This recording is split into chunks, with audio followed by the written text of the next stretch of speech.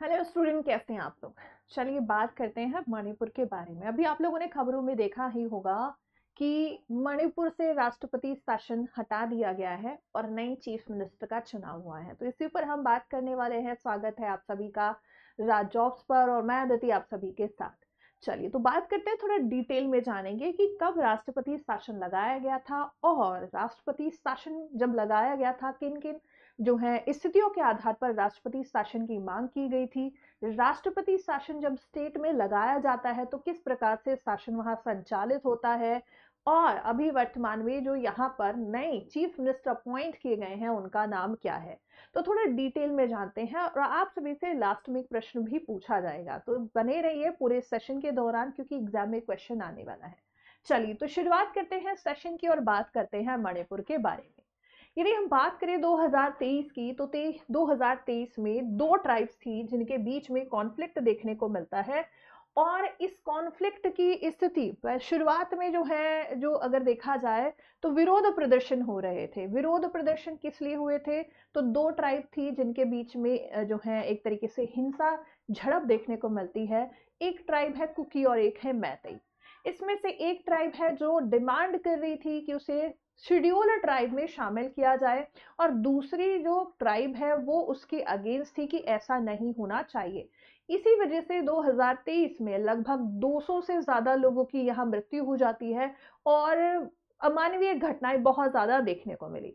इसके बाद जो है धीरे धीरे ये जो संघर्ष था, तनाव की स्थिति बढ़ती जाती है और अंत में जो है अगर हम बात करें 2025 की, पिछले वर्ष की, तो 9 फरवरी को यहाँ पर राष्ट्रपति शासन लागू होने से पहले 13 फरवरी को राष्ट्रपति शासन लगाया जाता है, तो 9 फरवरी 2025 को उस समय जो चीफ मिनिस्टर थे एन वीरेंद्र सिंह जी, उन्होंने इस्तीफा दे दिया। उसके बाद 13 फरवरी को राष्ट्रपति शासन लगा था 2025 में और इस वर्ष 2026 में एक वर्ष पूर्ण होने से पहले ही मणिपुर से राष्ट्रपति शासन हटा दिया गया और नई चीफ मिनिस्टर का चुनाव भी किया गया है। अब यहाँ पर थोड़ा सा बात कर लेते हैं कि किन किन स्थितियों के आधार पर यहाँ राष्ट्रपति शासन की मांग की गई थी। तो पहला आधार ये माना गया है कि जो कॉन्फ्लिक्ट था, जो जातीय हिंसा थी, बहुत ज्यादा बढ़ती जा रही थी। राजनीतिक अस्थिरता की स्थिति थी और संवैधानिक तंत्र विफल होने के कारण राष्ट्रपति शासन की मांग की गई थी। तो कुछ आधार यहाँ पर रखे गए हैं। मणिपुर में राष्ट्रपति शासन की हिंसा ये जो कारण था एग्जैक्टली या राष्ट्रपति शासन जो लगाया गया था इसके लिए आधार माने गए थे जातीय हिंसा, राजनीतिक अस्थिरता और संवैधानिक संकट।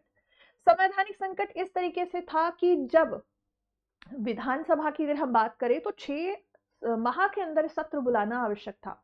होता ही है, या प्रोविजन आप पढ़े हैं पॉलिटी में, बट ऐसा यहाँ नहीं हो पाया कि 6 महीने हो चुके थे, नई विधानसभा ने कोई सत्र आयोजित नहीं किया था।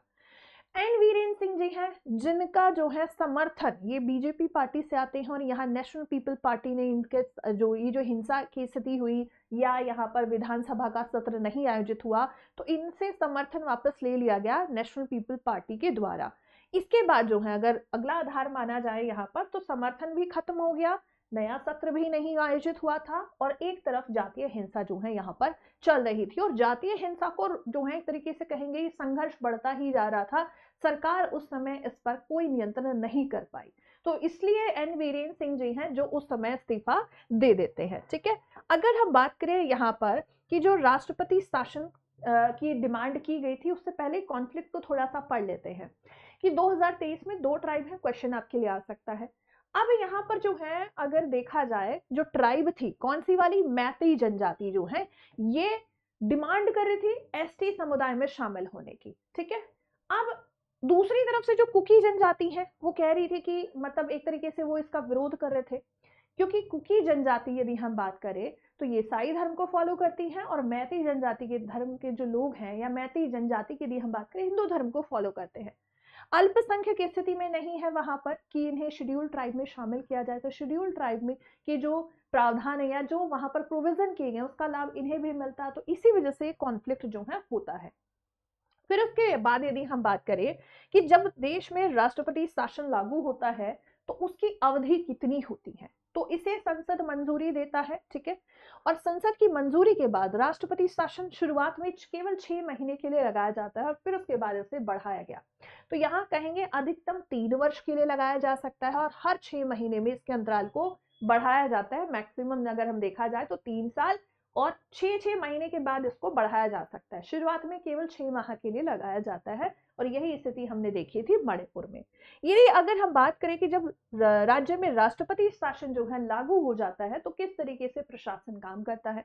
विधानसभा भंग हो जाती है, सभी कार्य जो होंगे वो सभी किसके अंडर आ जाते हैं, तो सरकार की शक्तियां राज्यपाल में निहित हो जाती हैं, ठीक है। अगर हम बात करें तो राज्यपाल राष्ट्रपतियां उनके नियुक्त सलाहकार की मदद से शासन करते हैं। राज्य की विधानसभा निलंबित हो जाती है, सारी शक्तियां संसद के पास होती हैं। इसके अलावा अगर हम बात करें जो बिल होंगे, विधेयक जो होंगे या बजट भी अगर आएगा तो वो कौन पास करेगा, वो संसद पारित करती है। इसके अलावा अगर कोई कानून भी बनाना होगा तो वो भी शक्ति किसके पास है, तो संसद के पास है। संसद राष्ट्रपति या उनके नामित अधिकारी को कानून बनाने का अधिकार देती है और राष्ट्रपति जरूरत पड़ने पर अध्यादेश जारी कर सकते हैं। अगर आपने जो है न्यूज़ अगर पढ़ी है या फिर आप जो है करंट अफेयर की क्लास अगर देखते हैं तो यहाँ पर मैं आप लोगों के लिए प्रश्न रखूंगी, आप उसका आंसर ऑफलाइन कमेंट बॉक्स में करेंगे कि वर्तमान में जो मणिपुर के नए सीएम अपॉइंट किए गए हैं, क्योंकि देखिए अगर हम बात करें तो 13 फरवरी 2025 को जो है राष्ट्रपति शासन लगा था, ठीक है। और ये हमने जान लिया कि एन वीरेन सिंह जी पहले सीएम थे जब राष्ट्रपति शासन लगा नहीं था। 9 फरवरी 2025 को उन्होंने दिया था इस्तीफा। उसके बाद अगर हम बात करें तो अभी 4 फरवरी 2026 को मणिपुर के नए सीएम चुने गए हैं। चुने या हम कहें उनको जो है बना दिया गया है, चुने क्या गए हैं, बना दिया गया है ऑफिशियली। तो यहाँ मणिपुर के जो न्यू सीएम हैं उनका नाम आप मुझे बताएंगे कि क्या नाम आपने पढ़ा है न्यूज़पेपर में, न्यूज़ में या करेंट अफेयर की क्लास भी आपने देखी होगी। तो आप लोग मुझे इनका नाम बताएंगे ऑफलाइन कमेंट बॉक्स में। और ऐसी ही वीडियोस के लिए बने रहिए राज जॉब्स के साथ। और बाकी सेशन जो है आपके लाइव जो डेली चल रहे हैं उनके लिए आपको टाइमिंग बता दी जाती है क्लास में। तो 3 से 6 के बीच में आप यूपी पुलिस की क्लासेस देख सकते हैं और 6 बजे से रात 10 बजे के लिए आपके एसएससी जीडी की क्लासेस चल रहे हैं। दोनों एग्जाम्स बहुत जल्दी ही आने वाले हैं। तो आप सभी से रिक्वेस्ट रहेगी कि पहले तो चैनल को सब्सक्राइब कर ले और कहीं पर भी कोई डाउट होता है तो लाइव सेशन में जुड़ने की कोशिश करें। चलिए तो फिर मिलते हैं अगले सेशन में। जय हिंद, जय भारत।